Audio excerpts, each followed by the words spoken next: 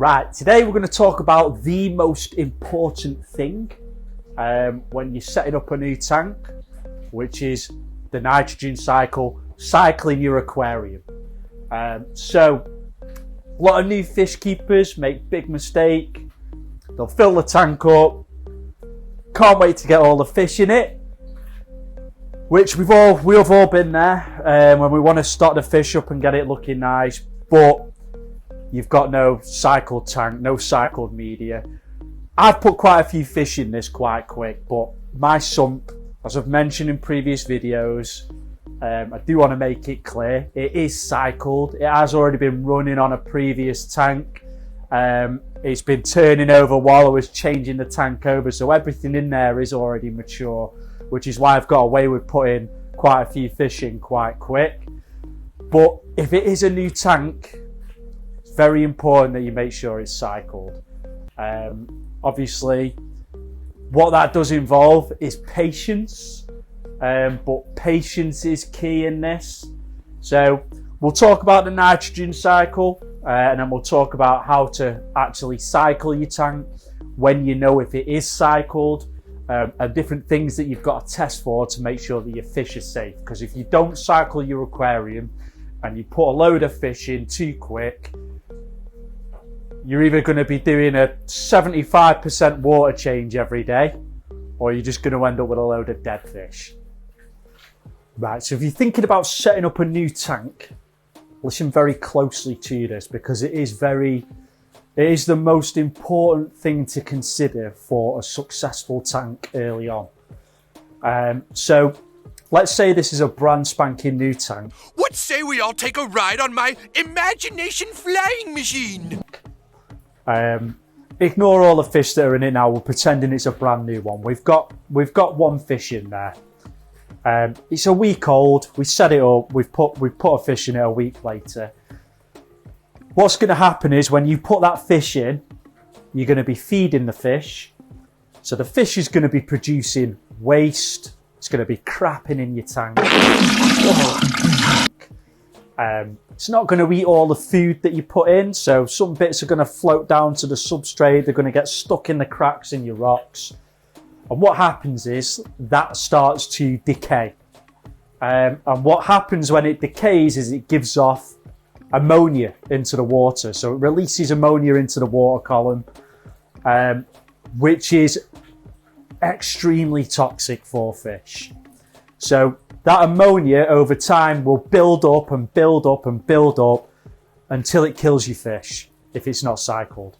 Obviously, we get test kits where we can test it and make sure we're doing water tests, but worst case scenario, if you don't know what you're doing, you bang a load of fish in, ammonia builds up and kills the fish if you put too many in at once. If you start with one, then obviously it gives you a better chance to monitor them spikes when they start coming, and you can do a water change more easy. But you get ammonia first of all, and that will build up in your tank. Now, as time goes on, beneficial bacteria will start to grow in the tank. So what the beneficial bacteria does is, firstly, it converts your ammonia into nitrite, which is the first step of the process. If you're getting nitrite readings in your tank, it's a good sign that you're on your way, because it means there's bacteria in there converting the ammonia into nitrite, which is slightly safer than pneumonia, but still very dangerous. The nitrite is then converted into nitrate, which is a lot more tolerable for your fish. So it's a different type of bacteria that converts your nitrite to nitrate. Usually takes a little bit longer to establish, but once you've got that, then you're on your way to having a good cycle tank. So first thing you want to be keeping your eye on when you put new fish in is your ammonia. So keep an eye on your ammonia spikes. When they're getting too high, you get them in all master test kits. When you're buying for freshwater tanks, they come with ammonia, nitrite, nitrate. They're your three staples, what you keep your eye on for cycling your tank. So first thing you want to be testing for is ammonia, watching your ammonia spikes, doing water changes when they get too high. You also want to be testing for nitrites to know when you've got a colony of bacteria that is converting the ammonia. Once you start getting nitrite readings, you then want to be testing frequently for nitrates. Now, once you've got nitrates, you know you've established some form of cycle in the tank. You have been promoted. You are now one of my elite employees. So the bacteria, which does all this, grows everywhere. So your rocks, your substrate, especially if you've got sand, is a great place for beneficial bacteria to grow.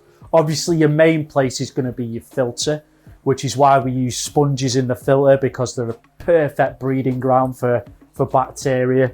But that's, everywhere, your glass, everything you can see in the tank, there's going to be beneficial bacteria establishing on there. So just because you're getting nitrate readings in your tank, that doesn't mean that it's a free ride now, we can just start whacking fish in. Wow, there's another big... So it means you've got the bacteria in your tank that is able to deal with that one fish or the two fish. Depending on how big your tank is, obviously depends on how big the fish is that you're adding, obviously depends on what you can add to begin with. I mean, you can do a fishless cycle, but I find it works a little bit better and a little bit quicker if you just use a fish or a couple of fish depending on your tank size. And obviously that fish is going to stay safe if you're monitoring your ammonia and your nitrites. So just because you're getting nitrates, yeah, that's good, but it doesn't mean that you can just start adding a load of fish in, because you're increasing the bio load. Now, if you have one fish in there, you're getting nitrates out your tank. If you're adding more fish, you still need to be testing your ammonia and you still need to be testing your nitrites. My tank's cycled, it's had loads of fish in it before. I'm still testing my ammonia and nitrites, making sure I'm not getting any, even though because I've added all these fish, even though I've got a cycle. So if you're adding more fish, you still need to be testing your ammonia and nitrites, because if you haven't got enough beneficial bacteria in there, or nitrifying bacteria, then you're still going to get them ammonia spikes, because it's not going to be able to deal with the excess waste that's being added into the tank because there's not enough. So just because you're getting nitrates, it doesn't mean you're in the green zone to start banging loads of stock into your tank. You've got to do it gradually, and then you've got to test it, make sure that your filtration and all your colony of bacteria is able to keep up with it, and you're not getting all these toxins rising in your water as well. So this process can take weeks, months, before you've got a really good colony of bacteria well established in your tank. There's going to just be stripping everything out constantly. There's different tools, different ways you can use filtration, grow colonies of bacteria, which we'll discuss shortly. But one thing I will get straight is when you're getting nitrates, unless you're using some sort of chemical filtration, or you have a planted aquarium, there isn't a bacteria that's going to remove the nitrates from your water column. So obviously in planted tanks, they'll suck all the nitrates up, they'll use it as like a fertilizer. In African cichlid tanks, we don't usually have plants, we just have rocks. Reason for that is a rockscape mimics their biotope, where they're from. So a lot of people like to stick with that, so it looks like a natural scape. Cichlids dig up plants, so if you're having anything in your substrate, it's just not going to work. Don't do it. If you want plants, get a planted tank. They don't look good in cichlid tanks anyway. They look better with rocks. So yeah, that's why it's important we have a cycle in an African cichlid tank, because majority of us will just have rocks. We don't have plants, so their plants aren't sucking the additional nutrients out of the water. So with your nitrates anyway, when you're testing them, it's a lot more tolerable to the fish than the other two nasty things that gets produced. So you can maintain levels of nitrates in your aquarium and it doesn't affect your fish. I do a lot of water changes on my tank, so I'll do about 25% a week, just to keep the nitrates down as well. They can tolerate up to about 40 parts per million, but that's in my eyes, that's pushing it. Everyone's got a different opinion. I don't like to have a lot of nitrates in the tank because they are still bad, but they're more tolerable, and it's the good result of the other two things that you could be poisoning your fish. Right, so to put it into simple terms, step 1, add 1 fish or a small quantity of fish for your tank. Test your ammonia levels daily, every other day. If your ammonia spikes get too high or an unsafe level, it'll tell you where the unsafe level is on your test kit. Then you do a water change until it's at a safe level. You're also testing for nitrites. Once you get a nitrite reading, you then know that you've got some sort of established bacteria that's converting the ammonia into nitrite. So once you're getting nitrite readings, you then want to start testing for nitrates. Nitrates, once you're getting them readings, and your nitrites and ammonia levels are going down to nothing, that's when you know you've got some sort of established colony, Billy, for God's sake. Colony that is completing a cycle of the waste to nitrate. With nitrates, remember, you do still need to monitor them, keep them at a safe level. If they get too high, you're going to have to do a water change. So keep an eye on them as well. But once you get in nitrates, your ammonia and your nitrites have come right down to nothing. Then you can start adding more fish. And then you will repeat the process again. So you add a couple more fish. Keep an eye on the ammonia. Keep an eye on the nitrites. If they're getting to an unsafe level, water change. Once you start getting nitrates, the ammonia and the nitrites go down.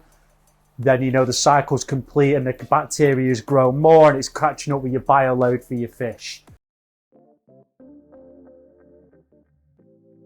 Right, so there's a few different ways you can give the tank a little bit of a kick up the arse and get the cycle going a little bit quicker. So the first thing is your bottled bacteria products, which you find in most fish shops. They look a little bit like this. And what you do with them is you add them into your tank, whether you put it into the top, your filtration, your sump, your sponges. So you add it in, and what it does is it introduces, it's live nitrifying bacteria in a bottle, and it introduces it into your tank straight away. So a lot of people, they're really, really good products. So I would advise you going and getting them when you're thinking of cycling your tank, because they do really help it. But there's a lot of people that I've seen online, they pour this stuff in the tank and then they just stick 15, 20 fish in the tank, thinking it's cycled. That ain't how it works. Don't be a clown about it. It's not a magic potion. If you put it in, it's going to give the tank a massive boost. It's going to kickstart it. It's going to introduce the bacteria into the tank straight away. But it still needs to colonize. It still needs to get on all the surfaces. It still needs to get in all your sponges. And then it needs stuff to feed on as well, to grow and establish and multiply and spread. So it's still going to take time. It's still going to take a little bit of patience. It's not just going to do it overnight and then you can start whacking loads of fish in. There isn't a magic solution to this. No matter what, you're going to have to test for your ammonia, you're going to have to test your nitrites, and you're going to have to wait for nitrates to appear. It's just a little bit of patience. Don't be dumb about it. You can also take substrate. So if you've got an old tank, or your mate's got a tank or something, you can take a bit of substrate from that cycle tank, and then you can add it into your own tank. Substrate is a great harboring ground for all your beneficial bacteria. So especially if it's sand, there's loads of it in there. Really, probably one of the main parts of your tank that does a lot of the filtration is your substrate, because it's such a good place for bacteria to grow. Second thing you can do is take media from your sump, or your canister filter, old filters, that you've got in your tank, anything like that you've had running on another tank for a long time, or one of your mates or your family's had running on their tank for a long time. You can take a little bit of it, you can take the whole lot, the whole canister filter, add it onto your new tank, and that is going to give it a massive boost. In my eyes, that is the best way to do it, is to take something from a cycled tank, whether it be substrate, filter sponges, ceramic rings, alpha grog, anything like that you find in your canister filter or in a sump, is the best way to do it. It's exactly what we've done on this one. This sump, it's all the same media I had on the recent tank. So it's been running on a fully planted, fully stocked tank for months.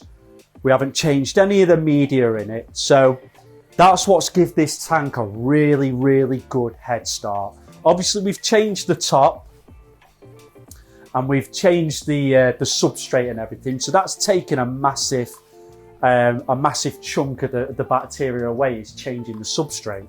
But I'm still not getting any ammonia or nitrite readings, regardless of how many fish are put in. I'm only getting nitrate readings. So you can see what a good job that's done. Even though I've changed everything in the top and the substrate's come out, which is such a major component, everything in the sump is still doing the job. I'm still testing it because I've added a few fish in there, but I'm still getting zeros on nitrites and ammonia. So it's telling me that sump is cycled enough to deal with all these fish so far. But we'll keep testing it. But yeah, with any of these processes, unless you've got a fully cycled canister filter or a fully cycled sump that you can just stick onto a new tank, you're still going to have to be patient, and you're still going to have to keep an eye on the ammonia and keep an eye on the nitrites, because there's no magic solution to it that just does it overnight. You're still going to have to wait. One more thing that's really going to give you the cutting edge when you're cycling your tank is making sure you have the right stuff in it that's going to harbour bacteria. So if you've got the right things in your tank, that's going to help it establish itself. So the main thing with your beneficial bacteria, the best things that are going to harbour it are the stuff that's got the biggest surface area. So surface area is key with this, because it gives the bacteria more places to grow. So we've already mentioned the first thing, which is your substrate. So any fine substrate, sand, you can get the crushed coral as well for African cichlids. Loads of surface area, loads of places for bacteria to grow. So your substrate can actually be a powerhouse at stripping all the nasty stuff out of your water. Second thing as well is your rocks. Now these rocks aren't great for bacteria, but you can, with African cichlids, a lot of people will use Marco rocks, reef rocks, which are very porous. So because they're so porous, that gives the rocks a massive surface area. The bacteria can live deep inside it, on all the little cavities and holes that are in there. So that's another thing that's good for your bacteria. Third thing is your sponges. So if you've got a lot of sponges in your tank, sponges, well renowned for being a great place for bacteria breeding. So that, again, you've got all the little fine holes in it, surface area is massive. Things like your ceramic rings, so ceramic, porous, again, massive surface area. So you get yourself loads of ceramic rings in your canister filter or your sump. That's going to have a big impact. Cheaper alternative is actually alpha grog, which is what I use. Again, that is little tiny stones. They're not heavy because they're so light, because they're very porous again. So bacteria can get really deep inside them rocks and thrive inside them, and they make great additions to your filter, your canister filter, your sump. One thing I have got on here, so there's a big debate between canister filters and sumps. I've used both of them. Your canister filters are mint. really good. There is a very close call between the two. Personally, I think if you've got a bigger tank, you should get a sump because, if you've got a smaller tank and stuff and you've got a big canister filler on it, it's not a big deal. But when you've got a bigger tank, you've got a lot of room underneath where you can put a sump in. And when you've got a sump, it gives you a lot of room to put stuff. A lot more room than what you'd have in a canister filler. One thing you can't put in a canister filler, whether someone's invented it yet or not, I don't know, but I don't think it'd be a very good one, is your moving bed filter. And this thing's the reason why I would never go back to having a canister filler. Because that thing's an absolute powerhouse at stripping waste from the water. In my opinion, there's nothing that competes with that. Another thing with it is you've got loads of, I'll show you some of the media here, I've got some in this bag. So you've got these little tiny plastic, well they're not balls, they're like cylinders. So you can see all the little ridges on it. You've got the cross section inside. It's K1 Media. You can find it in your fish shops. So obviously it's got all the ridges which adds to the surface area. And you can see how many we've got in there just turning over. And the good thing about it is because it's constantly turning over and colliding, it cleans itself, so you don't get any build-up or any sort of crap and muck collecting on it. It constantly cleans itself. It's constantly moving, so it's just a really good place for bacteria to grow, and they're really effective. So if you do get a sump, give it a try if you've got space. I was going to put a refugium in there. That's what it was built for, because you can see where I've had the sort of, you can see where it's blacked out. I had like little acrylic sheets put on the inside of the glass, so when I had the refugium light on it, it wasn't going to sort of grow algae in the other compartments because of the excess of light. But I put the moving bed filter in there instead, and it's not going anywhere. So I'm just going to leave it there because it's so good. Refugiums, you can get algae scrubbers as well. So that's another really good thing. I mean, if you've got a planted tank or you've got fish that you can actually successfully keep plants with, that's another one of my favourite things for sort of filtration anyway. I mean, the plants do a mint job. They use all your nasty stuff like your ammonias and your nitrites and your nitrates. They use it as fertiliser, so they're really good. When you start in a new tank, if you start in a new planted tank, it gives you a really easy ride. If you've got a heavily planted tank, they do a really good job at stripping everything out. But yeah, surface area is key. You can get all these sort of filter medias in your local fish shops. You can use the majority of them in canister filters. You can use them in sumps. You can use them in tank filters as well if you've got in-tank filters. So yeah, that's the best stuff to use. If you make sure that you're clever about it and you've got them things, then that is another way that you can speed up your cycling process on your tank.